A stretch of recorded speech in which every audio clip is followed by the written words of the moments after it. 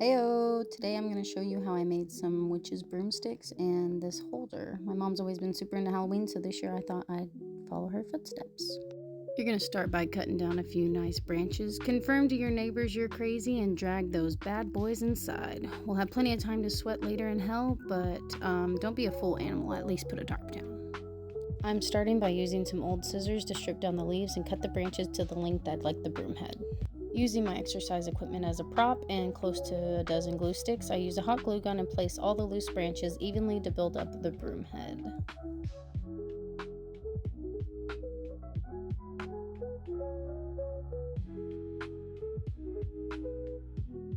I found these orange featherish things in the floral section at the Dollar Tree. I'm just fluffing them out and then hot gluing towards the inside. Next, I took dark felt, cut it down, and then 2 pieces of lace and a spider, and I painted them black with gold accents. So I go ahead and finish twining the whole branch down, and then I add the little accents, hot gluing everything into place. Hot glue is your best friend through this whole project.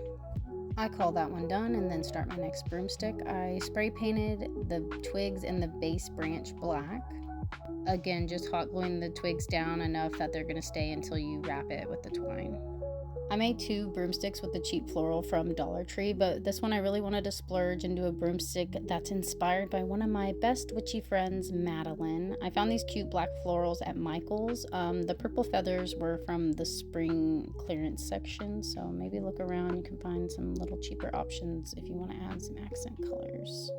I fluffed them out and just evenly placed them from the middle. I used a binder clip. It can save you a little time when it's in the drying phase. You can still rotate and work as you go. Starting further from the twig edge, I wind twine and then I add a second layer to get the ones that could have caused like a gap. You could stop here, you could add little extra details again if you want. It does look really cute if you just end up doing twine, but you could always add the little accents. Here I'm keeping the twine exposed, giving little felt bands with ribbon covering the seams. If you're wondering what a hard-working ham does all day, here it is.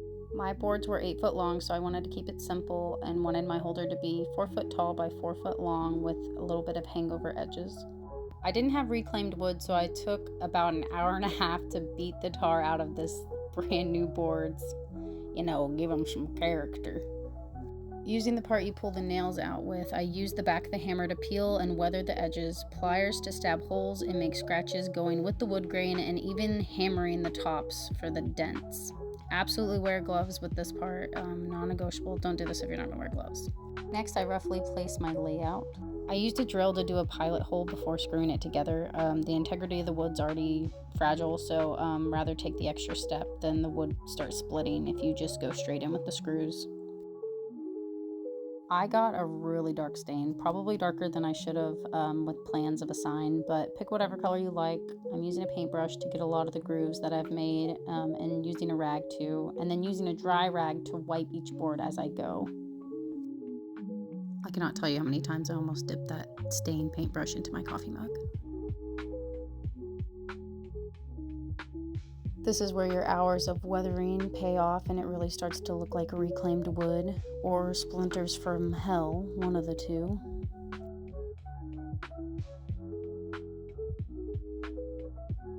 Next, I'm going to paint a sign on mine. Mine says, "Broom parking, witches only. All others will be towed." Get it? Towed.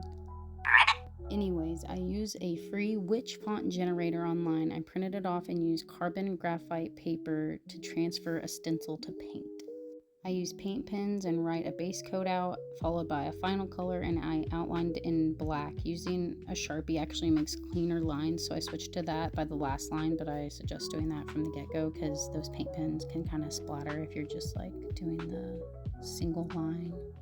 I think my sign would have popped a lot more if I would have used a lighter stain color or painted the font thicker. Maybe instead of doing 3 rows, I would have done a single straight row.